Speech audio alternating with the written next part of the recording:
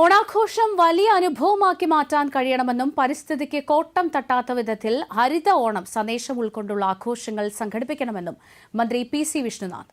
ഓണം വാരാഘോഷം 2026 festival office tourism വകുപ്പ് ഡയറക്ടറേറ്റിൽ ഉദ്ഘാടനം ചെയ്ത് സംസാരിക്കുകയായിരുന്നു മന്ത്രി.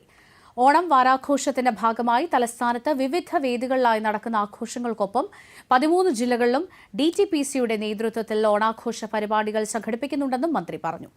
ഓണം വാരാഘോഷത്തിന്റെ പ്രചരണാർത്ഥം ടൂറിസം വകുപ്പ് തയ്യാറാക്കിയ മുഖ്യമന്ത്രി വി.ഡി. സതീശന്റെയും ടൂറിസം വകുപ്പ് മന്ത്രി പി.സി. വിഷ്ണുനാഥിന്റെയും ഓണം പ്രൊമോഷണൽ വീഡിയോ ലോഞ്ചിംഗും ഉദ്ഘാടന വേളയിൽ നടന്നു. സംസ്ഥാനത്തിന്റെ വിവിധ സ്ഥലങ്ങളിൽ ഈ വീഡിയോകൾ പ്രദർശിപ്പിക്കും.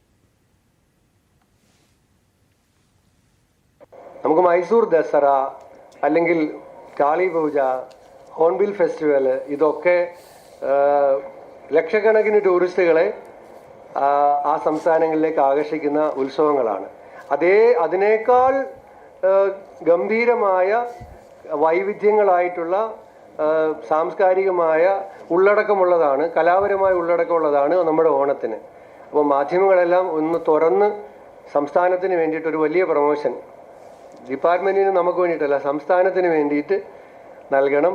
അടുത്ത വർഷത്തെ ഓണാഘോഷ പരിപാടികളെ സംബന്ധിച്ച് ഈ വർഷം ആഘോഷം കഴിഞ്ഞാൽ ഉടൻ തന്നെ മാധ്യമങ്ങൾ, സാംസ്കാരിക രംഗത്ത് പ്രവർത്തിക്കുന്ന പ്രമുഖരായിട്ടുള്ളവർ നിങ്ങളെല്ലാം പ്രത്യേകമായിട്ട് വിളിച്ച് നമുക്ക് ഓരോ സെഷൻസ് വെച്ചിട്ട് ഇതിനെ ഞാൻ നേരത്തെയൊക്കെ പറഞ്ഞ ഈ മാസം 24 മുതൽ 30 വരെ സംസ്ഥാനത്ത് ഓണം വാരാഘോഷം സംഘടിപ്പിക്കുമെന്ന് മന്ത്രി പി.സി. വിഷ്ണുനാഥ്. വിശിഷ്ട അതിഥിയായി സമാപന ദിനത്തിൽ ഉപരാഷ്ട്രപതി പങ്കെടുക്കുമെന്നും മന്ത്രി പി.സി. വിഷ്ണുനാഥ് പറഞ്ഞു. 35 വേദികളിലായാണ് ഇത്തവണത്തെ ഓണാഘോഷം.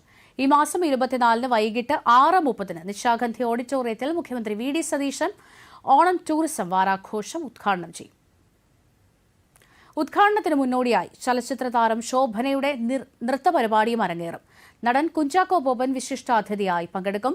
ഓണം ടൂറിസം വാരാഘോഷത്തിന് സമാപനം കുറിച്ച് ഓഗസ്റ്റ് 30 വർണ്ണാഭമായ ഘോഷയാത്ര സംഘടിപ്പിക്കുമെന്നും മന്ത്രി പറഞ്ഞു.